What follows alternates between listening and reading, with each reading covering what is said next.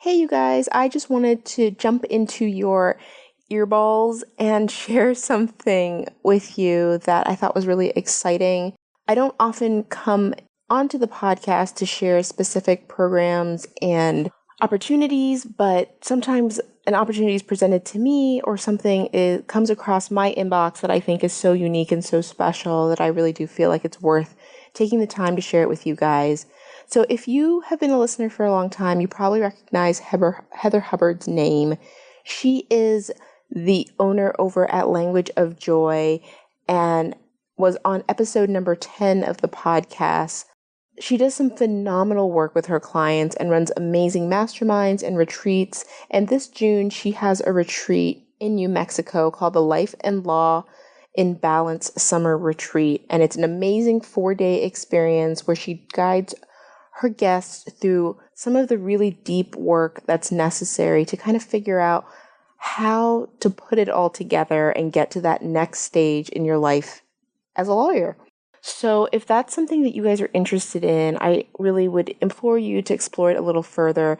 If you want to get to know Heather a little better or get a refresher, you should pop over to episode number 10 and take a listen, or head over to her podcast, which she launched late last month, which is also phenomenal. It's called Hustle and Flow, and she kind of shares her process and her tips and strategies, and you can get a real good feel for the way that she approaches the work that she does. If you want to learn more, the best place to do that would be to head over to bit.ly at bit.ly/lawyer retreat, and that'll send you over to her page to see all the information you need. And I just want you guys to know in full transparency that I am an affiliate of this program, and I am an affiliate because I do believe that it's something of really great value. So if you guys have any questions, also feel free to email me. I'm happy to answer any questions. I've talked to Heather about this extensively, and I think it's a wonderful opportunity for the right person who's ready to do the type of work that Heather offers. But that's all I have for you guys on this. Enjoy the show.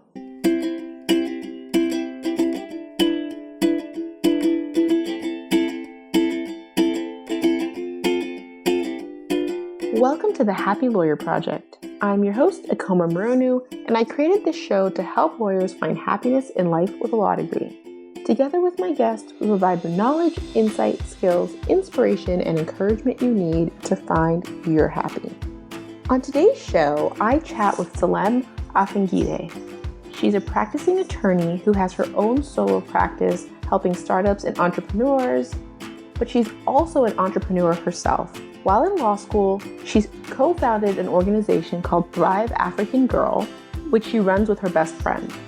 On top of that, she finds time to teach yoga to everyday people who want to move, breathe, and just be a little bit more mindful in their body and life. We had so much in common, and it was so much fun to dive into her thoughts on mindset, the importance of meditation, and how you can really use your mind to overcome the habits of stress, anxiety, and worry. I hope you guys enjoyed this episode as much as I enjoyed recording it.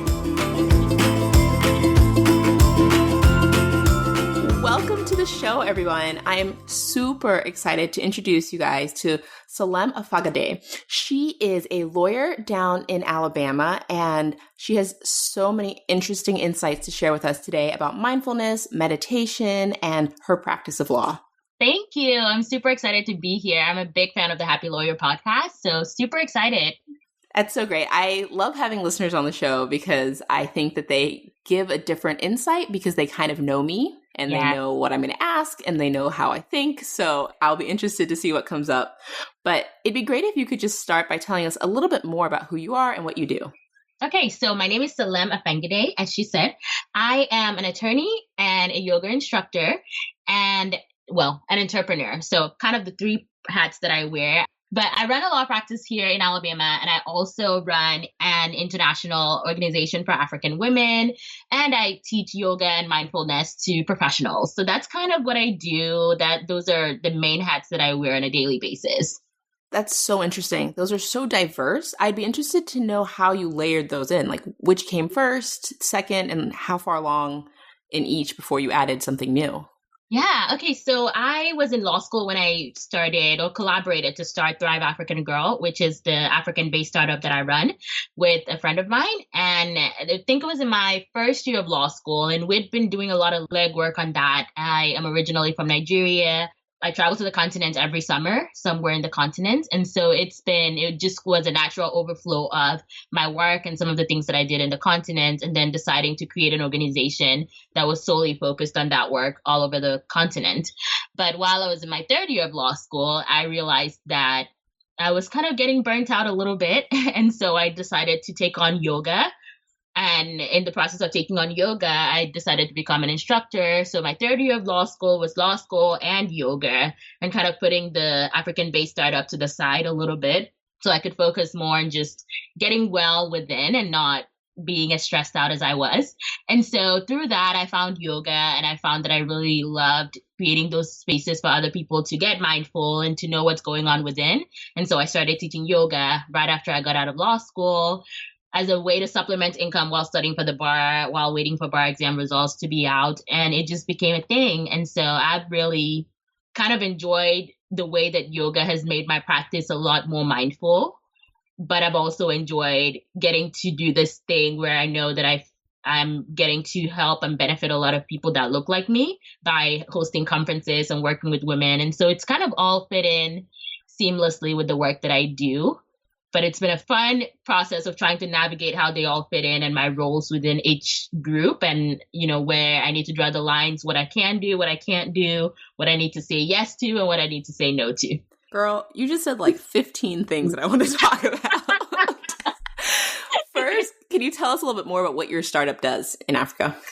Yeah, so we host conferences for college-age women all around the continent. It's kind of a two-pronged thing. We host conferences, work with women for free, basically, and just teaching skills and teaching and creating opportunities for networking with top leaders in businesses and entrepreneurship in different countries where we work in.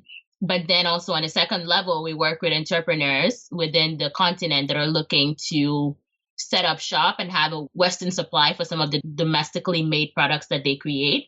And so we connect a Western audience to local African supply of goods. So why did you decide that this would just be one of the many things you would do, as opposed to really focusing all your energy on building this and making it your sole thing? I think I've always been that person who has so many different ideas and so many different ways to make a contribution. And so I knew that for me, just doing that alone would probably not bring as much satisfaction. I also knew I loved the law, and I knew that I wanted the law to be a part of my life in some way. And the law also gave credibility to what I did with that organization. And so in some ways that I have to keep myself occupied in several different ways so that I don't get bored with one of the things that I'm doing. Oh my gosh, I'm this good thing or a bad thing. But yeah, no, I'm the same way. And yeah, people always ask me, like, how do you do so much? And I was like, how do you do so little? Like, exactly. It's just your preferred lifestyle, right? Yeah. And yeah. So on the yoga front, what kind of yoga do you do? I teach more of I now focus more on yin yoga because but I taught a lot of different ways and different practices of yoga. I just focus now a lot more on just getting people to slow down. Mm-hmm. So in my yoga practices, it's not really super fast paced. You're not trying to get into headstand or anything like that. It really is more of getting people to connect with their bodies in a way that is very gentle and slow and mindful. And why that is because I teach mostly to professionals and athletes. They're all super high achievers. And so the mindset of the people that I teach is mostly divide and conquer. Yep. And so they always want to progress faster and force themselves into positions. And I absolutely love torturing them by making them go slower and making them pause and listen and really be mindful in the yoga classes that I teach. And so although I've taught a lot of different styles and a lot of different things, I just find that yin yoga has been my happy place. I love yoga, and I'm Pilates certified, and I've always wanted to get yoga certified. And yeah. I love Bikram. Bikram is kind of my happy place because I love the routine of it. Yes. It allows me to just really be there and present, and because I'm not thinking or having to listen, I'm just being because I know the routine. Yes, I like that. And for me, it allows me to really be in my body. I really, really love yoga, and I think that what you said about mindfulness is so interesting because that's what it's about. It's about slowing down your brain. Yes. And that ability to do that on command is so powerful. And I think a lot of people who suffer from anxiety or overwhelm or, just really high levels of stress, that comes from kind of losing control of your thoughts. Yes. Yes. I would agree with that. And I don't think people are equipped enough to understand where stress comes from, where overwhelm and anxiety come from. And so we don't have the tools. If I was in education, and my parents are both in academia, but if I was in academia and if I ever were to have influence over what people learned in schools, I feel like mindfulness would be a skill that everyone needs to learn because we're also bombarded with so much that's coming at us, and the ability to slow down, the ability to connect with your breath so that the minute you're stressed out, you have such a kinship and an awareness of your breath that you can take one breath and your brain automatically knows what to do. That's incredibly powerful. I mean, I love to see those videos of where they take like young kids and they put them in yoga instead of detention. Yes. Or they like try to do rehabilitation for kids who've been in juvie through meditation and, like journaling. It's all of this recognition that a lot of our behavior just comes from habit, right? So exactly. Your mind is used to worrying. So when it defaults to worrying and you have to give it a new default. Yes. Yes. I was actually teaching about that yesterday to a group of women that I work with. And we talked about, we're going through this book called Wired for Joy. Oh, that's a good one. Yes, it's a really good one. Have you read it? I haven't read all of it, but I have it on my Audible. I start so many books. I'm the same way. I'm currently reading through 12 books right now. I saw that. I wanted to ask you what kind of books you read. Yeah, I read a lot of different things. And these are like, of course, all non-law related books, all non-work related, just for fun. But that's one of the books that I go back to all the time. But just talking about what actually happens in your brain and how your brain repeats the stress patterns that it's comfortable with, or repeats the patterns that it's comfortable with. And so when you've used stress so long for motivation, your brain automatically goes to a place of stress when you need to be motivated. And I just think about that with lawyers and people in different high stress professions, because so many times or through law school, we're so used to hard and fast deadlines for motivation. Whenever we need to be motivated, we automatically create stress as motivation in our brains. And so it's a complete rewiring of the brain, rewiring of the way that we think, of just creating these routines that say, I don't need to be stressed out to function well. I don't need to be overwhelmed. I don't need to be panicked and anxious to be in my peak state. There's so many people who I think hear that and think it's not for them. They're the people who are like, no, I work better that way. And there's just this block against the idea that you could perform as well, if not better. Yes. Without that anxiety. Mm-hmm. I would say I used to think that I work better that way too. And I'll actually tell you a little bit of like a piece of my story that most people don't know. I'm a lawyer at age 22. So I am currently 22, but I graduated from law school when I was 20. And the only way I could do all of that. What? Yes. Yeah. So that's a thing. I went to school in Nigeria, did high school, middle school in Nigeria. And so, of course, a lot of African countries are more ability-based than age-based in their educational systems. Oh, I love that. Yeah. And so I was able to fly through some grades, took 2 classes in a certain grade, and just go ahead or go as slow as I wanted to. And pretty much every kid has a choice to go as fast or as slow as they want to, based on their ability. And so I just had super brain, apparently, and my brain was just incredible. And so I would go as fast as I needed to. But for most of my life, to be able to keep up with the pace that I was going at, I had to overwork and be constantly overstressed. And so when I was in my third year of law school at age 19, I had already, my path was to go to the UN, work at the World Bank. I'd done several internships in those kind of high level, high stress places.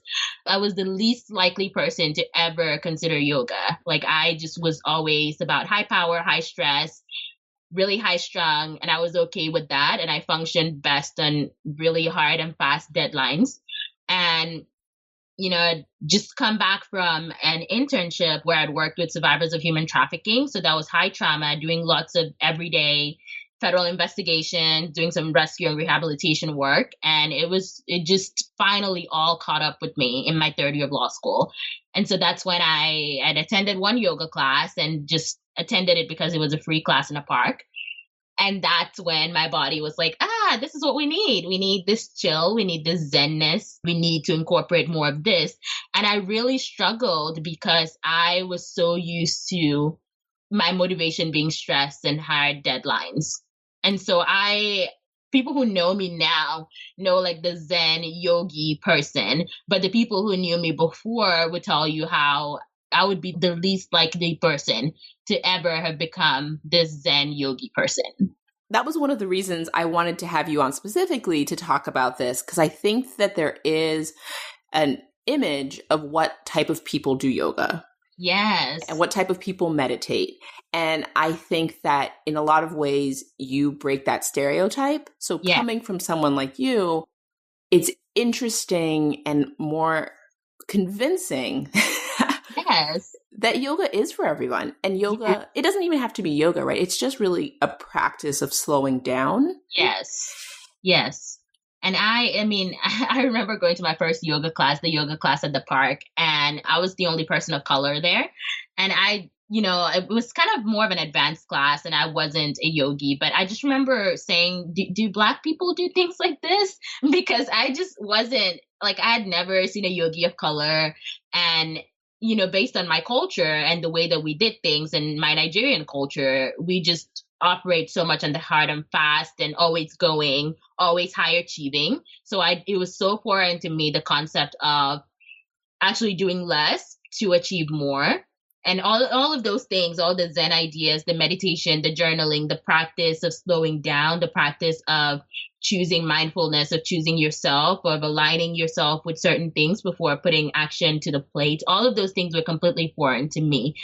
And I think that's one of the reasons I love teaching yoga so much, because I do break the stereotypes and just invite people to create that space for themselves, whether that means yoga, whether that means taking a walk, whether that means lighting a candle and just sitting on the floor and thinking about your day, whether that means, just having a little dance party during your lunchtime, just taking some time to pay attention to your body and to let your brain release the things that are going on and to pay attention to those emotions and those feelings as they come.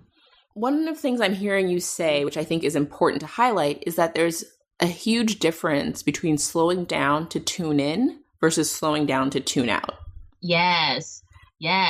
That's a really good point, because I think a lot of times we think after a long day, I'm just going to have a glass of wine and watch some Netflix, and that's how I unwind.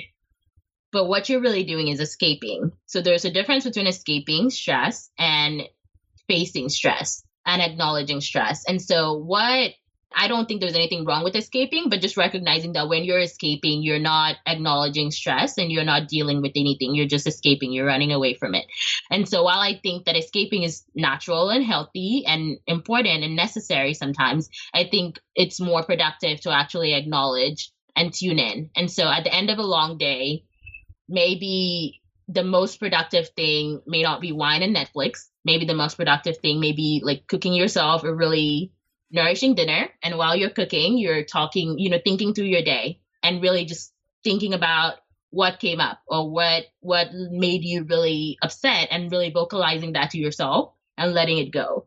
Just taking responsibility for acknowledging your emotions rather than numbing your emotions. And how do you draw the line between acknowledging and making space for valid emotions versus what I think a lot of lawyers do, which is they hold on to and validate a lot of negative emotions? Yeah. Okay. So making space for the emotion versus living in the emotion. I think is that kind of what you're asking? That's the answer to what I'm asking, but I think you're going to have to explain that to people. Okay. So I think a lot of us we live in certain emotions because we haven't dealt with the emotions. And so they're all stuck and they're all stacked up on each other. And so you find yourself really angry or living depressed or really anxious, but there's so much behind the anxiety that until we go back and really deconstruct all the layers of the anxiety, we live with this anxiety. And so it is a lot easier to just kind of live within a place of unhealthy emotion than to go back and deconstruct all the layers, because that takes a lot of time. That takes a lot of intentionality. And sometimes we're scared to navigate the deep and the dark emotions.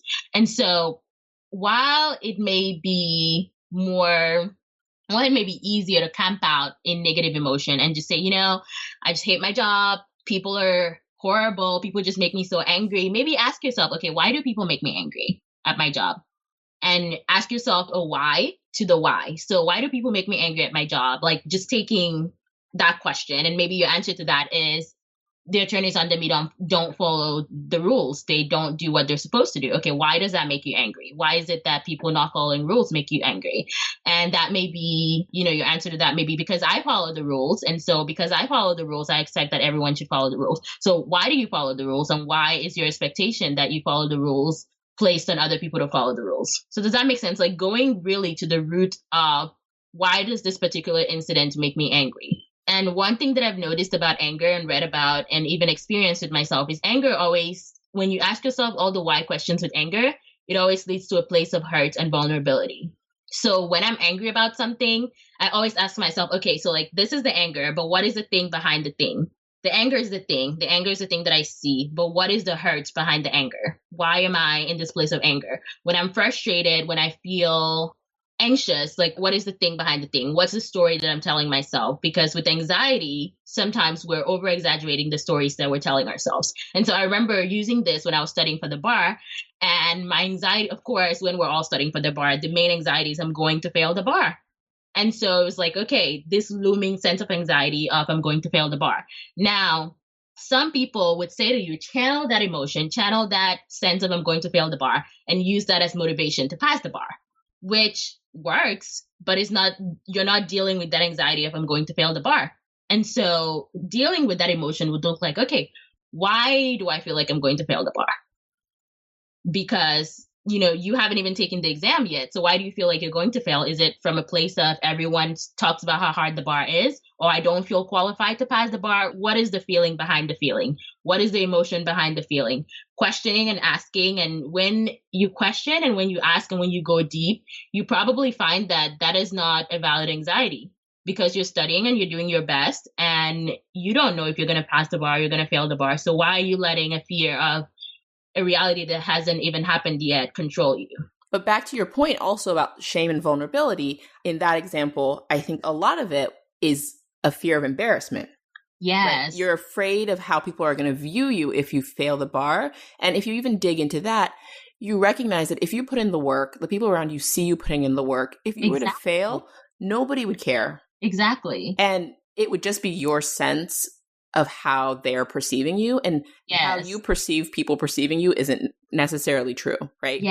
Yes. That's so true. So when you go down to the root of the emotion, like there's so many times where I go down to the root of the emotion for myself and I'm like, oh, that's absolutely ridiculous. And I just start laughing because I realize that it's such a silly thing when I go down to it. And I just need that validation of saying, okay, like it's okay. You're okay. And that's to address this anxious feeling. Yeah. And I have been really good. Like I generally am really in alignment with my feelings, and I step in my truth, and I kind of move through the world with a sense of confidence these days that I haven't always had. And part of that is just being a little bit more senior in my practice. Yeah. But part of lateraling to a new firm was taking a big step back in kind of that confidence. Yeah. So that has really tested my own theories. Yes. And made me, because I've definitely had situations where I did feel really vulnerable and I did feel really unsure, and I would, get anxious, kind of lash out, feel frustrated, both angry that people were giving me responsibility for things that I didn't feel qualified to do, but then also angry they weren't giving me enough responsibility when I'm so senior. Yes. And I was like, this is crazy. Like, what has happened to your mind? But it's just a good reminder for me for how it used to be. Mm-hmm. And it didn't last long. The thoughts would come and I would kind of sit with them and kind of work through them. And as they came up, I would kind of deal with them right away so they didn't fester. Mm-hmm. But there was a time when I would have just dwelled on it and got more and more angry to the point that it would have affected my work and my sleep and just added this layer of stress on top of an already stressful situation. Yeah.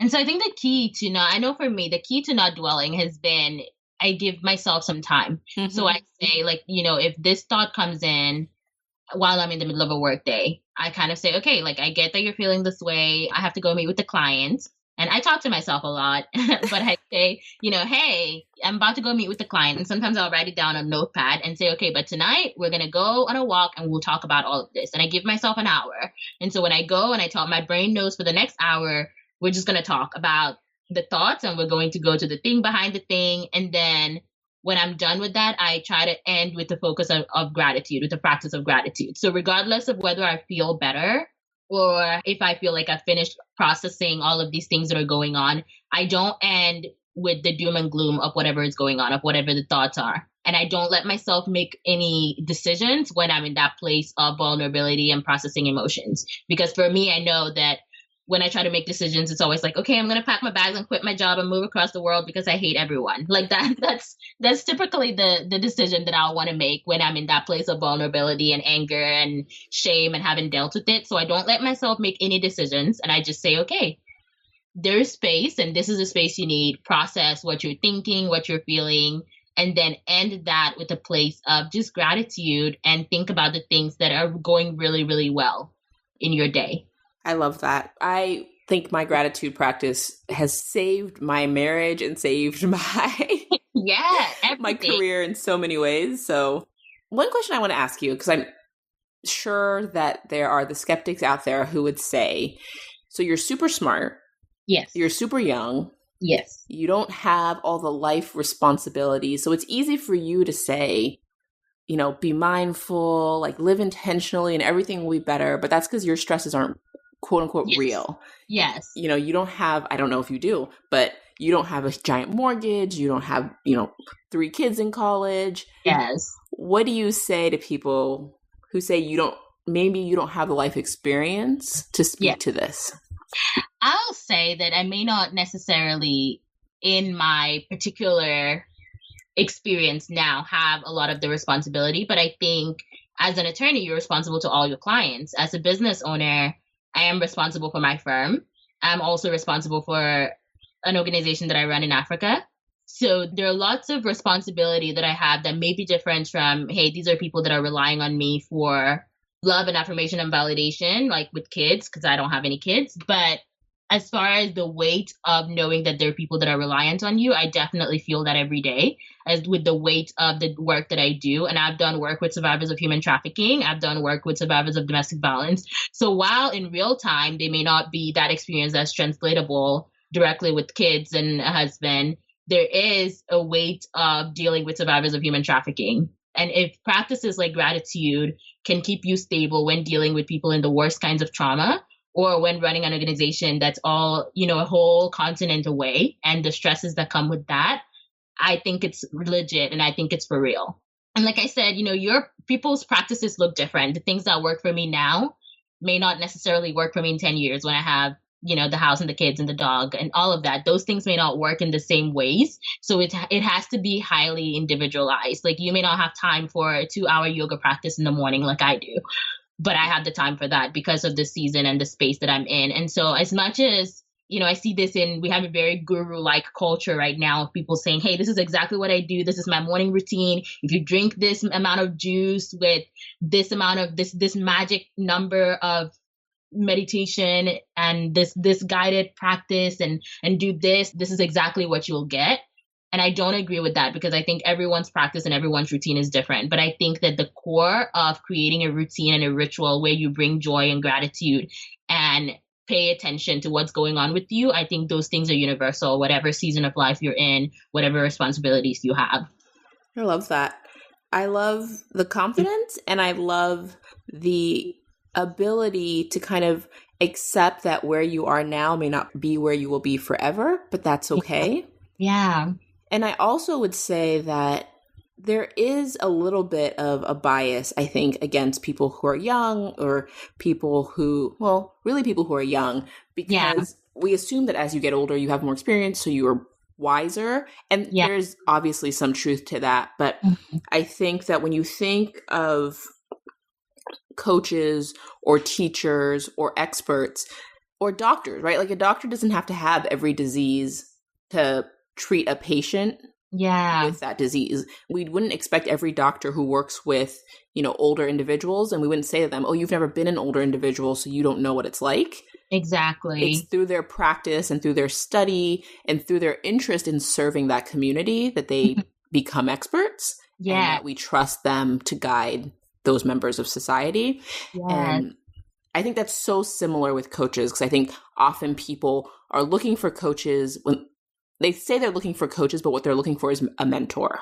Yes. They say they want to coach, but they're like, well, but this person hasn't had my experience, so how could they possibly know? And the reason they can know is because it's what they study, and it's exactly how they've chosen to focus their time. And, it would be ridiculous if Kobe Bryant only wanted a basketball coach who could play as well as him. Exactly. He would run out of coaches pretty quickly. I mean, yeah. I love that. That's so true. Because when I was talking with a group of ladies yesterday, I told them about this idea of alignment before action. And I said, I've clocked my time and I've spent 150 hours studying the idea of alignment before action. Mm-hmm. So when I come in front of you talking about that, I've practiced it and I've learned about it. And so I feel very qualified to tell you, because you may not have time to read all the books. You may not have time to study all the teachers and all the gurus, but I've done that and I've condensed everything that I've known and I've practiced it. And so I can stand before you, not necessarily with your life experiences, but because I've learned and because I've had the time to put into doing the work on myself. I also believe that truly. I call it acting from a place of inspiration. Yeah. And oh my gosh, there's so many things I want to say, and we're running out of time. So the last thing I'm going to say before we go to our final questions is that a lot of the way I think of education these days is in a more like a co-creation. Yeah. And it's not just the teachers at the front telling the information to the students so the students can memorize it. Yes. It's really, here's what I've learned and here's what I know. What are your thoughts? What are your contributions? And how do we create a higher understanding for both of us of this topic? Yes.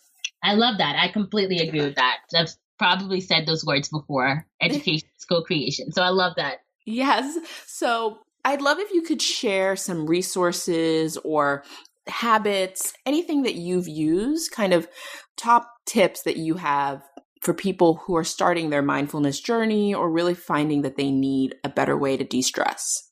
Okay, so I will say first top tip is, if you feel like you do need to come into the space of mindfulness, is don't come into it seeking perfectionism. Because I think as lawyers or people that are professionals, we come into places and we're used to reading about it and then being experts in it.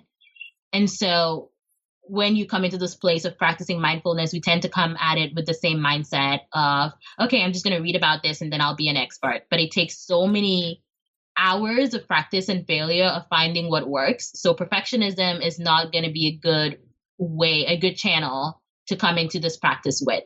The second thing I would say would just be slow down and give yourself time, which kind of goes with the first thing, but slow down and give yourself time to figure out what works for you.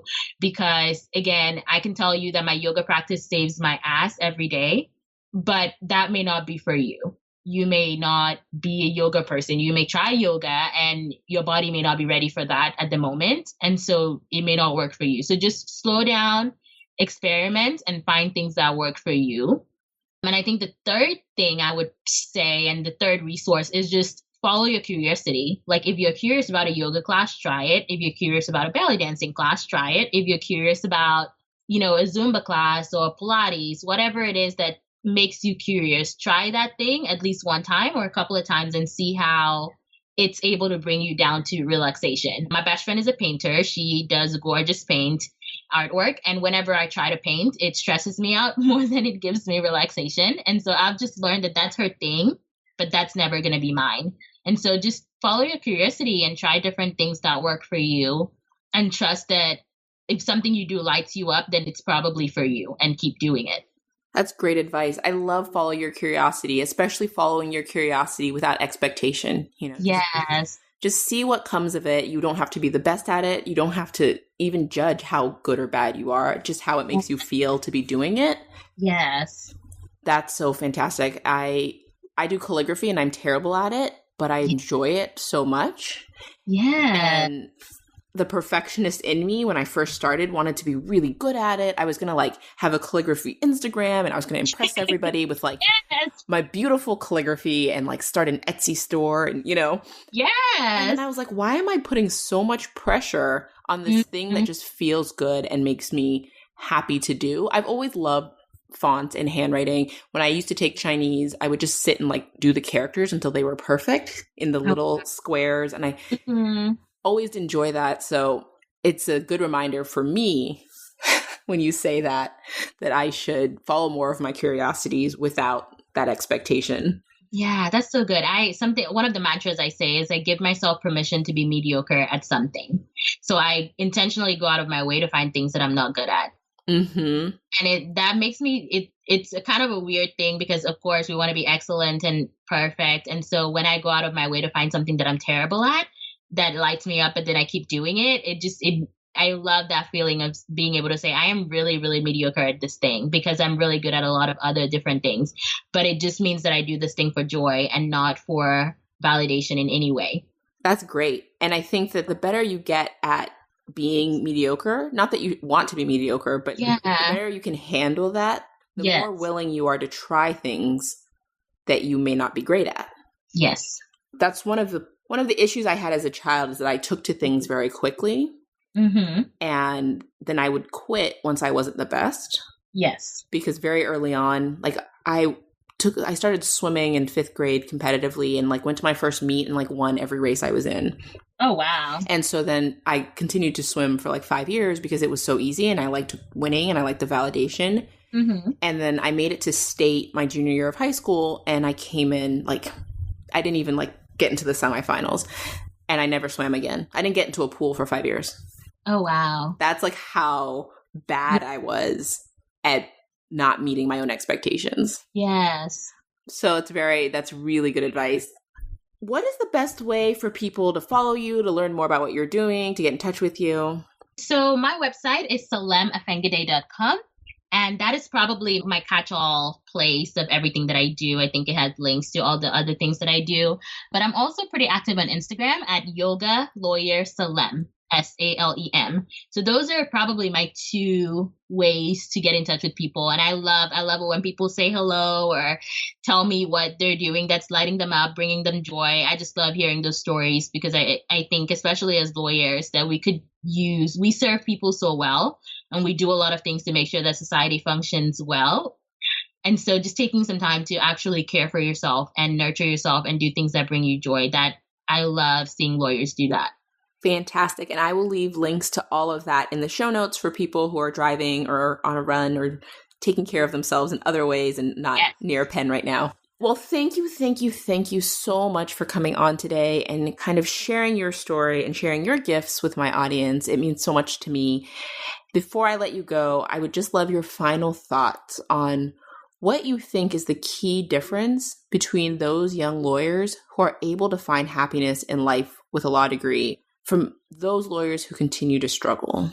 I think the key is being different and being okay with not fitting the mold and the status quo of what a lawyer should be.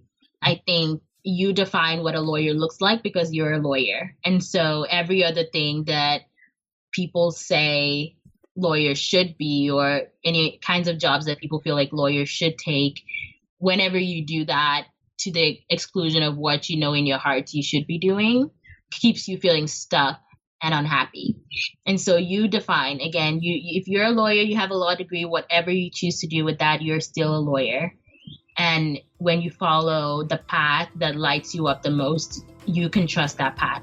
Love that. Thank you. Thank you. This was so much fun.